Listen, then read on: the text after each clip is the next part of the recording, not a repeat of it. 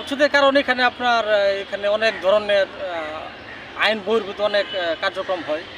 সেটা হয়তো বা যেমন মাদকের একটা বিষয়, কারণ এখানে প্রায় বিকেলের পর থেকে রাত পর্যন্ত, গভীর রাত বা সকাল পর্যন্ত অনেক ছেলেপেলে থাকে, স্টুডেন্ট প্লাস বহিরাগত অনেক পোলাপান থাকে, এবং এটা একটা মাদকের অনেক পোলাপান এখানে বসে এক সাইড দিয়ে কেউ ঘুরতে আসে, অন্য সাইডে কেউ মাদক সেবন করে।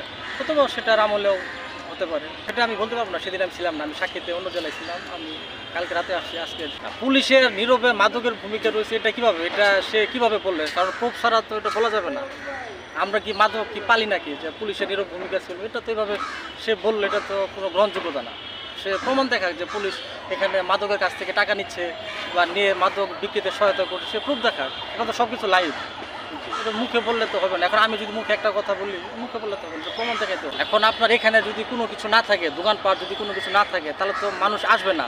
আর মানুষ যদি না আসে, যারা মাদক বিক্রেতা, তারা তো এখানে ঢুকবে না। না ঢুকলে তো আর মাদক বিক্রি হবে না।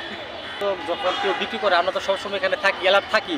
যখন যারা মাদক বিক্রেতা, তারা যদি এখানে লোকজন না আসে, সেবন যারা করবে, তারা যদি না আসে, তাহলে তো মাদক বিক্রেতা এখানে আসবেন না, অন্য জায়গায় চলে যাবে। আর আমরা তো পুলিশ এখানে আসি, তাহলে তো আর মাদক এখানে সেল হবে না।